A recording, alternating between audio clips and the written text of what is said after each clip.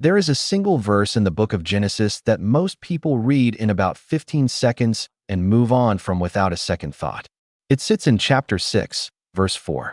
It sounds like background information, like the kind of sentence an ancient author throws in to set the scene before the real story begins. Most readers assume it is talking about tall men, legendary warriors, the kind of larger-than-life figures you find in ancient myths from every culture around the world. They assume this because their Bible uses a word that points them directly toward that assumption, the word giants. But here is what nobody tells you in Sunday school. The original Hebrew does not say giants. Not even close. The word the Hebrew uses is Nephilim. And when you understand what that word actually means, when you trace it back to its root in the ancient Hebrew language, when you read it alongside the texts that were specifically excluded from your Bible to prevent you from understanding its full meaning, the verse stops sounding like background information. It starts sounding like a crime report, a record of something that happened to this world before the flood.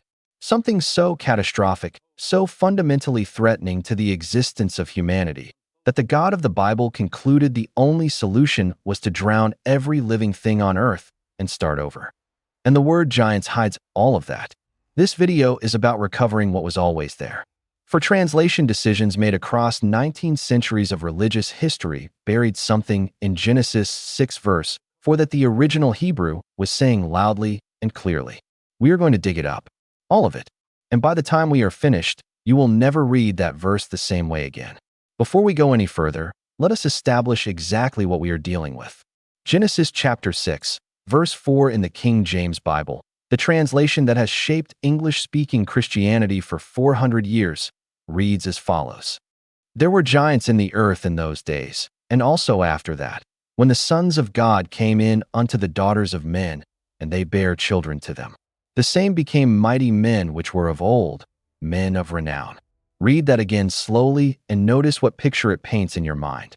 Giants, sons of God, daughters of men, mighty men, men of renown. Your brain probably constructed something like an ancient heroic epic. Tall warriors, semi-divine bloodlines. The kinds of legends that cultures around the world tell about their distant past. It feels like mythology. Here's the problem. The original Hebrew text of this verse does not feel like mythology at all. Every single phrase I just read to you is a translation choice. And every single one of those translation choices moves the English reader away from what the Hebrew is actually describing and towards something far more comfortable and far less disturbing. There are 4 specific substitutions in this verse that we need to examine one by one. Giants instead of Nephilim, sons of God instead of B'nai Elohim. And also after that, a phrase that the translation keeps but strips of all its disturbing implications by removing the context that explains it. And mighty men of renown instead of Gibberim. Each of these 4 choices has a history. Each one was made for specific reasons by people operating within specific religious and political frameworks. And understanding those choices requires us to go back much further than 1611, when the King James Bible was published. It requires us to go back to the very beginning of the translation chain. Because the story of what happened to this verse is not a story about one group of translators making one bad decision. It is a story about 19 centuries of progressive concealment. Each generation inheriting the choices of the previous one. Each layer of translation moving a little further from the original Hebrew. Until by 1611, the English word giants was sitting in a verse where the Hebrew had been saying something completely different all along. Let us start at the beginning. The most important substitution in Genesis 6 verse 4 is also the very first word of the verse. In your English Bible, it says giants. In the original Hebrew, it says Nephilim. To understand why this matters so deeply, you need to understand where the Hebrew word Nephilim comes from. Every Hebrew word is built on a root, a core set of consonants that carry the foundational meaning of the word. From that root, dozens of related words can be built, each one carrying some dimension of the root's meaning. The root of Nephilim is the Hebrew verb naphal. Naphal means to fall. Simple as that. To fall, to descend, to collapse, to come down. But in its causative form, what Hebrew grammarians call the hiphil stem, it means something more active and more sinister. To cause others to fall, to bring down, to make fall. So when you look at the word Nephilim through the lens of its Hebrew root, you are not looking at a word that describes physical size at any level. You are looking at a word that describes either those who have fallen or those who cause others to fall. Fallen beings, or beings whose very existence drags everything around them toward destruction. The scholars who specialize in biblical Hebrew have debated the precise grammatical form of Nephilim for generations. Michael Heiser, who earned his doctorate in Hebrew Bible and Semitic languages from the University of Wisconsin-Madison, spent years examining this question and concluded that the most grammatically defensible reading connects Nephilim directly to the concept of fallen beings, specifically beings of supernatural origin who descended from their proper place and corrupted the world around them.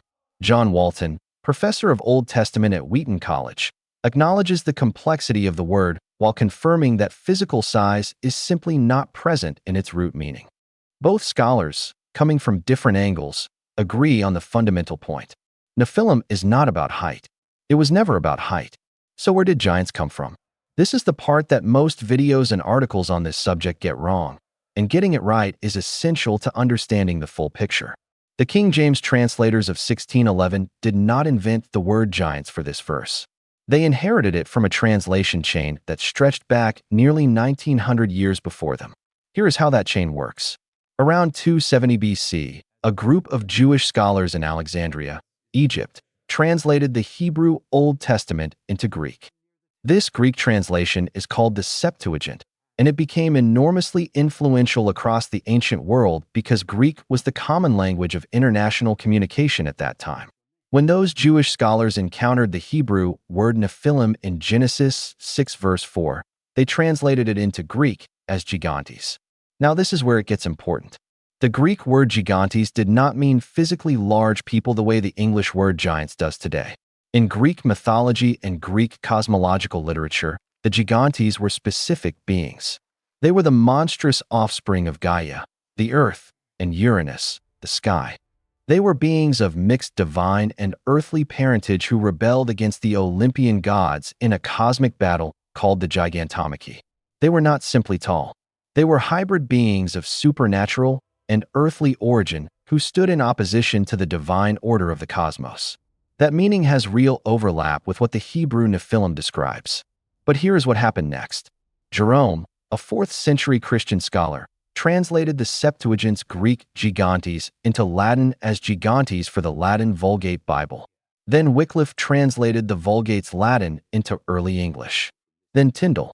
Then the Geneva Bible. Then the King James translators. At each step of that chain, the nuance of hybrid supernatural and earthly origin was progressively worn away, like a coin that loses its engraving the more it is passed from hand to hand. By the time English readers got the word giants in 1611, all that remained was the physical dimension. Big men. The entire cosmological and theological weight of the original Hebrew word, the fallenness, the hybrid nature, the catastrophic effect on the world around them, all of it had been ground down to a single concept. Big men. The numbers 13 connection. And here is where the physical size association actually entered the tradition in the first place.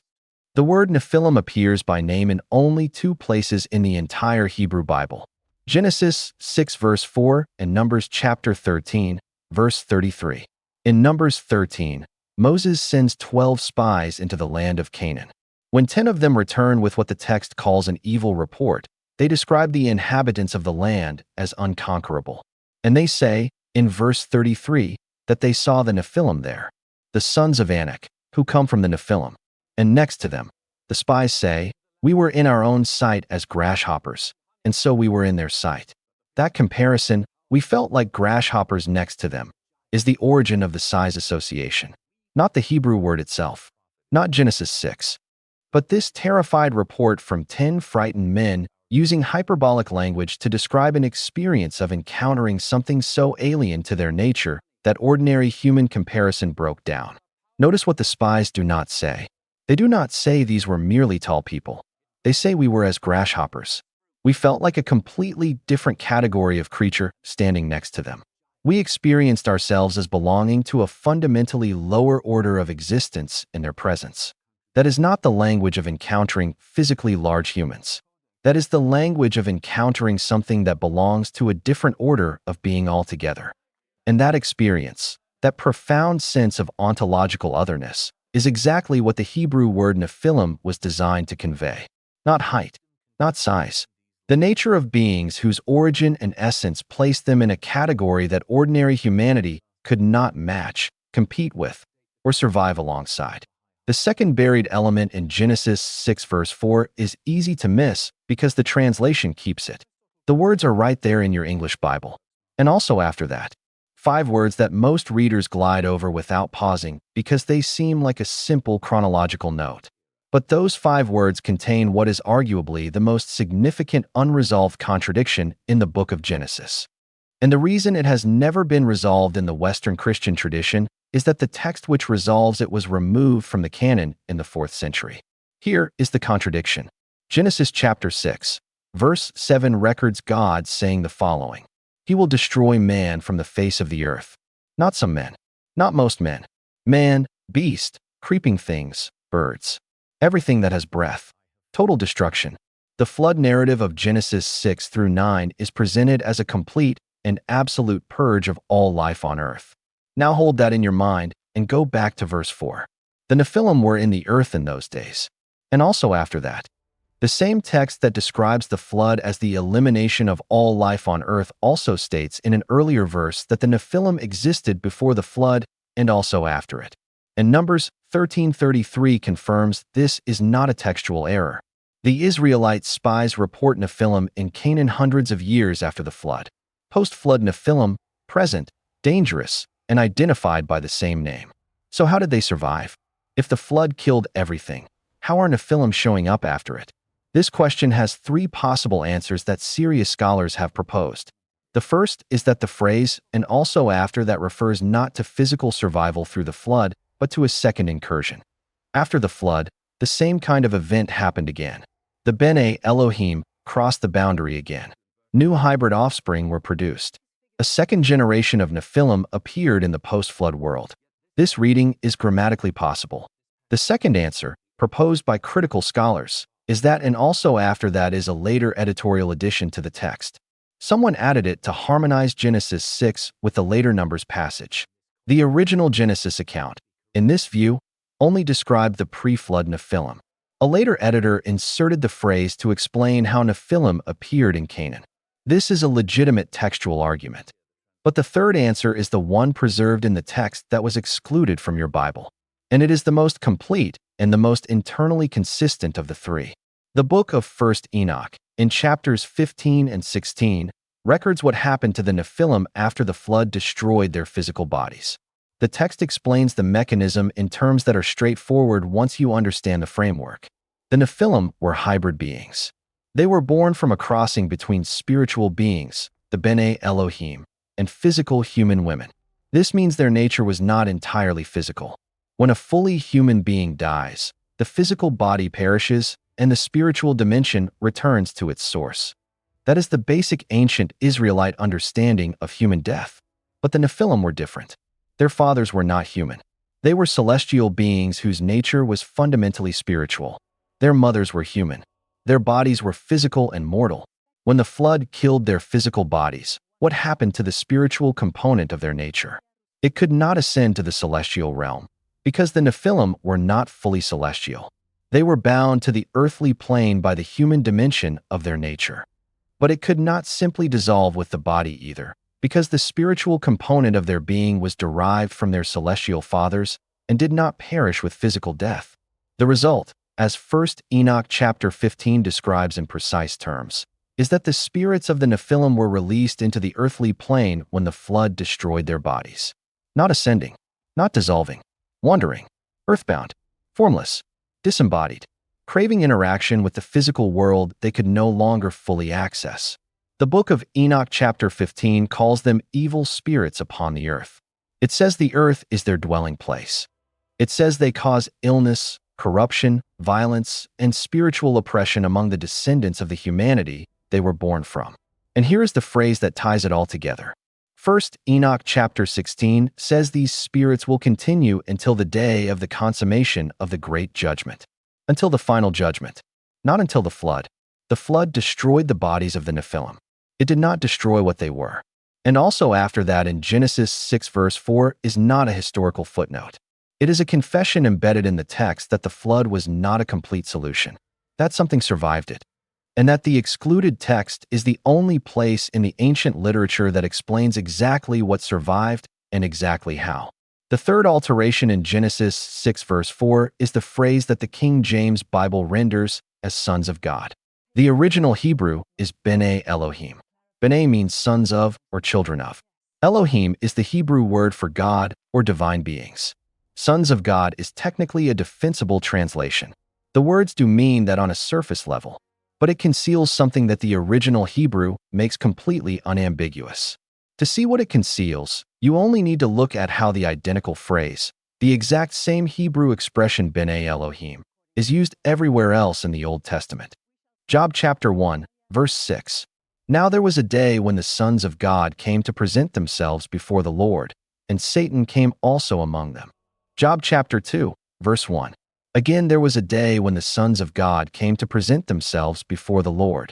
Job chapter 38, verse 7. God speaking about the moment of creation, asking Job where he was when the morning stars sang together and all the sons of God shouted for joy. In every single one of these passages, the B'nai Elohim are supernatural beings standing before the divine throne. They are members of what the ancient Israelite worldview called the Divine Council, the heavenly assembly of spiritual beings who surrounded and served the God of Israel. They are not human beings. They are not the righteous descendants of any earthly patriarch. They are supernatural members of the divine assembly who existed in the presence of God before and during the creation of the world. Now ask yourself this question. If the phrase B'nai Elohim refers to supernatural celestial beings in Job, in every place it appears, why would it suddenly mean human descendants of Seth in Genesis 6? The answer is it would not. Not unless you had a specific theological reason to want it to mean something different in Genesis 6. And that is exactly what happened. The Sethite theory and why it was invented. The interpretation that the sons of God in Genesis 6 were simply the human descendants of the biblical patriarch Seth is called the Sethite theory. And unlike many theological interpretations that develop organically from the text over time, the Sethite theory has a very specific and traceable origin. Julius Africanus, a Christian historian who lived from approximately 160 to 240 AD, was among the first to articulate it in any developed form. He proposed that the sons of God in Genesis 6 were the righteous lineage of Seth intermarrying with the sinful lineage of Cain. Augustine of Hippo, who died in 430 AD and whose theological influence on Western Christianity is almost impossible to overstate, amplified this interpretation and embedded it in Western Christian tradition in his enormous work, The City of God. Augustine's motivation was partly philosophical. He was deeply shaped by Neoplatonic thought, which was uncomfortable with the idea of spiritual beings engaging in physical reproduction with humans.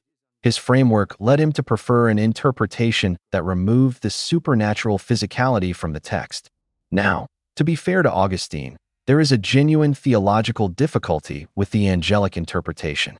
In Matthew chapter 22, verse 30, Jesus says that in the resurrection people are like the angels of God in heaven, who neither marry nor are given in marriage. This verse suggests that angels do not engage in reproduction. The angelic interpretation of Genesis 6 must answer this. And the most common response from defenders of the angelic reading is that the beings in Genesis 6 were specifically acting in rebellion against their created nature. The transgression was precisely the point. They were doing what they were not designed or permitted to do. The fact that it was wrong is why it provoked divine judgment. But the important point here is what the record looks like before the Sethite theory became dominant. Before the 3rd and 4th centuries, the angelic interpretation was the mainstream reading among both Jewish and Christian writers. Flavius Josephus, the 1st century Jewish historian writing in approximately 75 AD, describes many angels of God accompanying with women and begetting sons. He presents the angelic event as the received historical tradition from his people. Justin Martyr in the 2nd century explicitly describes angels sinning through intercourse with women, producing the beings who became what Greeks called demons. Tertullian, writing around 200 AD, affirms the angelic reading despite acknowledging that the Book of Enoch was disputed in some circles. Irenaeus of Lyon, bishop and theologian in the late 2nd century, references the sin of the Watchers as established background to the flood account. The picture is clear. The dominant interpretation among the earliest Jewish and Christian writers was that the Bene Elohim in Genesis 6 were what the identical phrase in Job says they are: supernatural members of the divine council, celestial beings who violated their proper nature and station by crossing into the human realm. The Sethite theory came later. It came from men operating within specific philosophical frameworks. And it became dominant not because it was the most textually supported reading, but because it was supported by the most institutionally powerful figure in Western Christian history. The translation Sons of God makes the Sethite reading easier to maintain. The original Bene Elohim, read in the context of every other place that phrase appears in the Old Testament, makes it very difficult to maintain. Everything we have examined so far, the true meaning of Nephilim, the unresolved contradiction of, and also after that, the identity of the Bene Elohim, points toward a framework that the Western biblical canon no longer contains. That framework exists in a book called 1st Enoch, also known as the Ethiopic Book of Enoch because the only complete ancient manuscript tradition that preserved it was maintained continuously by the Ethiopian Orthodox Church, one of the oldest Christian communities on earth. Before we examine what the book says, we need to establish its historical credentials clearly, because this is where a lot of popular treatments of this subject become either sloppy or dishonest. The Book of Enoch is not a medieval forgery. It is not a Christian invention designed to add mythology to the Bible. In 1947, a Bedouin shepherd threw a stone into a cave near the Dead Sea and heard pottery shattering.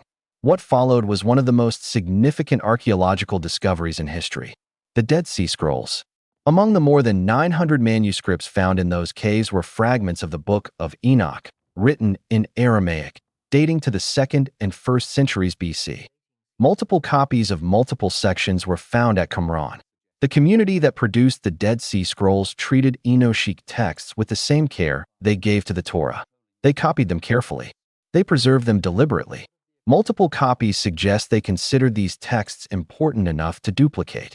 This means the Book of Enoch, or at least its oldest sections, was a respected and significant text in Second Temple Judaism more than 2,000 years ago, centuries before Christianity began.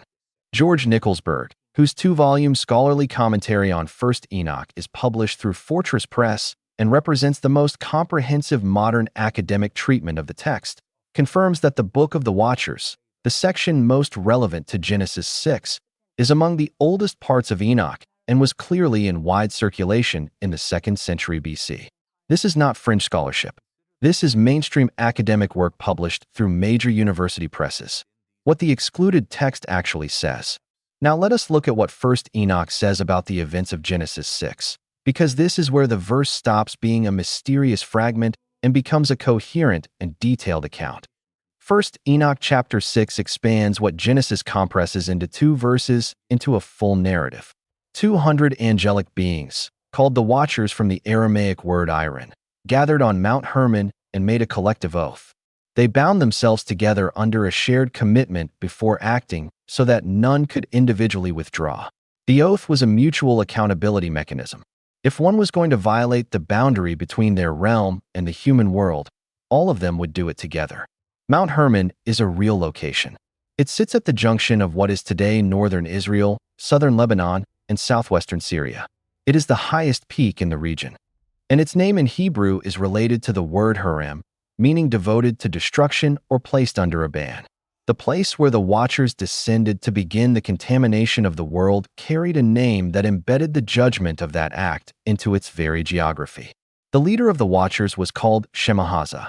Chapter 6 names the other leaders individually: Azazel, Barakijel, Kokabel, Ezekiel, and others. Chapter 7 describes the consequences. The Watchers took human wives. The women conceived. The offspring that resulted, the Nephilim and the Gibberim, were not simply large. They consumed everything. They exhausted the food supply of entire civilizations. When the food ran out, the text says they turned against humanity and devoured people. Then animals. Then each other. They drank blood without restraint. The language is extreme. And in the ancient world, Extreme language was used to convey the magnitude of a catastrophe, not to describe it with photographic precision. What the text is conveying, underneath the dramatic language, is that the existence of the Nephilim made the earth uninhabitable for ordinary humanity. They were not a threat that could be managed or overcome. They were an existential catastrophe in hybrid biological form. Chapter 8 describes the technologies the Watchers transmitted to humanity as part of their covenant with human women. Azazel taught metallurgy and weapon-making. He taught cosmetics and ornamentation. Other Watchers taught pharmacology, the uses of plants and roots, astrology, divination, and writing. Whether this is literal history or theological symbolism about the origins of human civilization is a genuine question. But the framework it establishes, that certain technologies entered the human world through transgressive means from sources that had no business sharing them, was taken seriously by the Second Temple Jewish community and by the apostolic writers who grew up within that community. Chapter 10 describes the divine response. The archangels are given specific assignments. Raphael is to bind Azazel in a pit in the desert, there to remain in darkness until the day of judgment. Gabriel is to incite the Nephilim against each other so that they destroy one another. Michael is to bind Shemahaza and his associates for 70 generations until the final judgment. And then, after these spiritual actions, the flood is sent as the physical completion of the purge. Note the order. The spiritual binding happened first. The flood was the physical dimension of a judgment that was already being executed on the spiritual level. And chapters 15 and 16 explain what happened after the flood to the spirits of the Nephilim whose bodies it destroyed. Their spiritual nature, derived from their celestial fathers, was not destroyed with their bodies. It was released into the earthly plane. It could not ascend to the heavenly realm because they were not fully celestial. It could not dissolve with the body because it was not fully human. They became what the text calls evil spirits upon the earth, earthbound, formless, perpetually seeking interaction with the physical world, craving embodiment they could not achieve, causing illness, corruption, and spiritual oppression among the human beings whose descendants they shared an origin with. And they would remain in that condition, the text says, until the day of the great judgment, until the end, not until the flood. The flood was not the end of the Nephilim story. It was only the end of their physical chapter. Here is the thing that makes this impossible to dismiss as merely interesting historical background. The writers of the New Testament were educated in Second Temple Judaism. They grew up in a world where the Book of Enoch was a widely known and respected text. And when they wrote their letters and Gospels, they left specific, textual verifiable references to the Enochic framework embedded in the canonical text that your Bible still contains today. These references only make complete sense when you have the Book of Enoch as the context for them. Without it, they are powerful but unexplained fragments. With it, they become precise and deliberate. Jude's direct quotation. The letter of Jude is in your canonical Bible. It has been accepted as scripture by virtually every Christian tradition for nearly 2,000 years. In chapter 1, verses 14 and 15, Jude writes the following. And Enoch also, the seventh from Adam, prophesied of these, saying, Behold, the Lord cometh with 10,000s of his saints to execute judgment upon all. Jude names Enoch by name. He identifies him as the seventh from Adam, matching first Enoch's own description of Enoch's lineage. And he quotes him as a prophetic authority. Now compare what Jude quotes with 1 Enoch chapter 1, verse 9. The match is not thematic. It is not approximate. It is a direct quotation, word for word. Your canonical Bible contains a letter, accepted as scripture, that directly quotes a book that was excluded from the canon. That is not a minor detail. That is a structural fact about the composition of the Bible as you have received it. A text inside the canon quotes and names a text outside the canon as a prophetic authority. Peter in the chains of darkness. 2 Peter chapter 2, verse 4. For if God spared not the angels that sinned, but cast them down to hell, and delivered them into chains of darkness, to be reserved unto judgment. The word translated as hell in this verse is not the usual Greek word for hell. It is not Gehenna. It is not Hades. Peter uses the word Tartaros. In Greek cosmology, Tartaros was the deepest abyss, the place where the enemies of divine order were bound after their defeat. The Titans were cast into Tartaros. It was not a place of ongoing punishment. It was a place of binding and confinement until the time of final reckoning. Peter uses this specific word, chains of darkness, reserved unto judgment. Now read 1 Enoch chapter 10, where Raphael is commanded to bind Azazel in a pit in the desert and cast him into darkness, there to remain until the day of judgment. The correspondence is exact. Peter was not inventing a theological concept. He was referencing a known framework. The story of the Watcher angels who sinned was not background knowledge Peter assumed his readers would have from the Old Testament, because it is not in the Old Testament as we have received it. It is in the Book of Enoch. Peter's readers in the first century would have known exactly what he was referencing because they were operating within the same Second Temple Jewish framework that knew the Book of Enoch as a significant and respected text. The unclean spirits and the abyss. In Mark chapter 5 and Luke chapter 8, Jesus encounters a man possessed by what the text calls unclean spirits. When Jesus commands them to leave, they make a specific request. They beg not to be sent to the abyss. Luke 8 verse 31 uses that word explicitly. The abyss. Why would unclean spirits be terrified of the abyss? Without the Enochic framework, you can say they are afraid of confinement. That is a reasonable but incomplete answer. With the Enochic framework, the answer becomes precise. The abyss is where the Watcher angels were bound. It is the place of darkness and chains where bound supernatural beings wait for the final judgment. The unclean spirits, which are the spirits of the dead Nephilim according to 1 Enoch's framework, know what the abyss means. They know it means premature confinement before the judgment.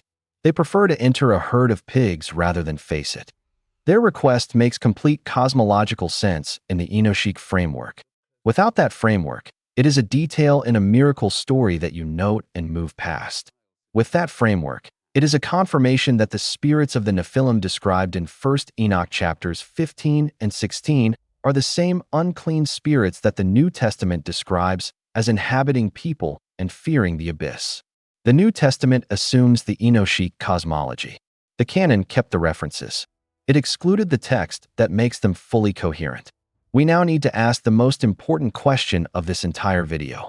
If the Book of Enoch was this significant to Second Temple Judaism, if the apostles were quoting it and building theological arguments on its framework, why was it excluded from the Western biblical canon?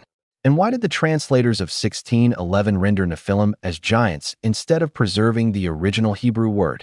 The honest answer to these questions requires us to hold two things in tension simultaneously. There were genuine theological concerns about the Book of Enoch, and there were institutional concerns that had nothing to do with theology. Both were real, and in practice, they were often impossible to separate in the minds of the people making these decisions. The genuine theological concerns. The Book of Enoch is a composite work. It was written by multiple Jewish authors over several centuries, probably from the 3rd century BC through the 1st century AD. Different sections show different authorship and different theological emphases. Its attribution to the biblical Enoch, the 7th from Adam in Genesis, is what scholars call pseudepigraphy. The text was not literally written by the Enoch of Genesis. It was written by later Jewish authors who placed their words in Enoch's mouth. This was a common and accepted literary practice in the ancient world, but it raised questions about authenticity in the canon formation discussions of the 3rd and 4th centuries. The extreme nature of some of the Enochic descriptions, giants consuming civilizations, angels transmitting forbidden technologies, hybrid spirits wandering the earth, made some church fathers uncomfortable. Augustine's Neoplatonic framework was specifically resistant to the physical literalism of the angelic interpretation. These were real concerns, not fabricated ones. The institutional concerns. But alongside those genuine theological concerns were institutional factors that are equally real and equally important.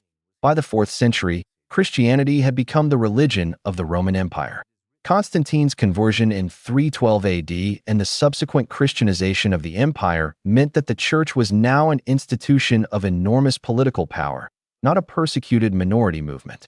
Institutions of that kind require coherence. They require controllable theological frameworks. They require a version of religious knowledge that can be taught, managed, and transmitted through institutional channels. The Book of Enoch, if widely available and understood, would give ordinary believers a detailed cosmological map for understanding the origin of evil, the nature of spiritual beings, the mechanism of spiritual warfare, and the trajectory of history toward final judgment. That map does not require institutional mediation to understand. A literate person reading 1st Enoch can follow the argument from beginning to end without a priest or bishop explaining it to them.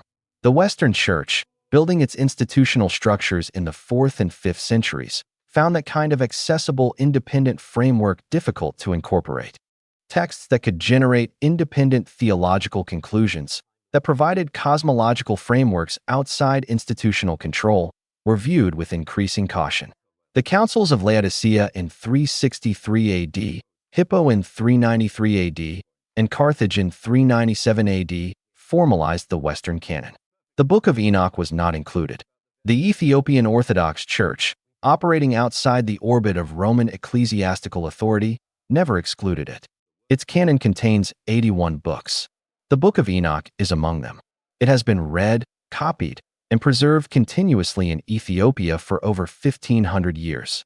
While the Western Church was building a version of the biblical story without the full Enochic framework, the Ethiopian Church was preserving the complete account.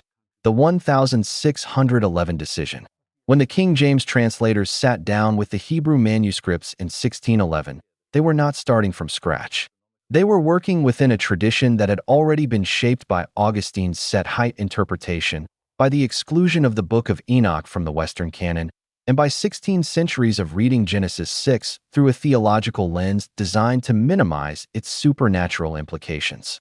They were also working under specific political pressure from King James I, who wanted a unified national Bible that would not generate theological controversy in his kingdom.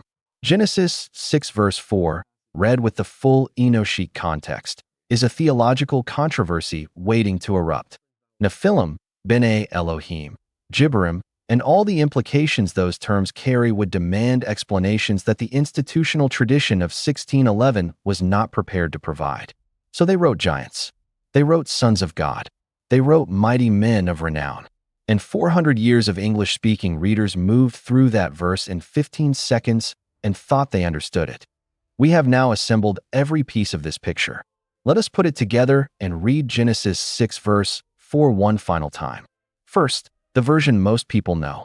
There were giants in the earth in those days, and also after that, when the sons of God came in unto the daughters of men, and they bare children to them. The same became mighty men which were of old, men of renown. Now read it with every buried element restored, and with the full ancient context in place. The Nephilim, fallen beings whose nature dragged the world toward destruction, were present on the earth in those days, and also afterward, not because they survived the flood physically, but because the flood destroyed their bodies without destroying the spiritual dimension of their hybrid nature, which was released into the earthly plane and remained there until the day of final judgment.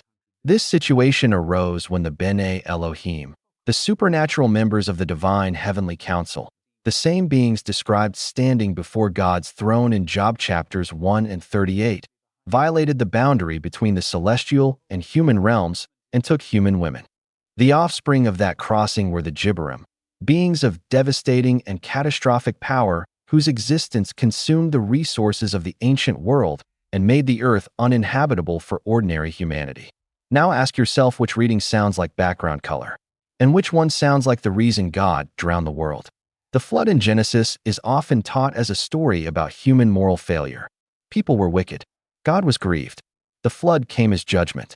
That is not wrong, but it is incomplete. Read alongside the full Enochic framework that the Dead Sea Scrolls confirm was in wide circulation 2,000 years ago. The flood was a response to something more specific than general human wickedness. It was a response to a contamination event, a boundary violation of cosmic dimensions, celestial beings crossing into the human realm, hybrid offspring consuming and destroying everything around them, a world crying out for intervention. And Noah, described in Genesis 6 verse 9 as Tamim Betarotav, blameless in his generations, was preserved not only for his moral character, but because in the Enochic framework his lineage had not been mixed with that of the Nephilim. His generations were intact. His line was uncorrupted by the contamination that had spread throughout the rest of the ancient world. The flood purged the physical dimension of the catastrophe. But first, Enoch chapters 15 and 16 tell you plainly that the spiritual dimension was not purged. And also after that was not resolved by the flood. It was only transformed. The same framework that explains Genesis 6 explains Jude's quotation of Enoch as a prophetic authority. It explains Peter's use of the word Tartaros and the chains of darkness reserved unto judgment. It explains why the unclean spirits in Mark chapter 5 would rather enter pigs than be sent to the abyss.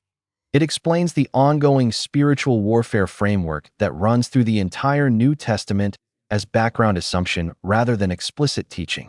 The New Testament assumes you know the Book of Enoch. The Western canon removed the Book of Enoch and left the assumptions intact.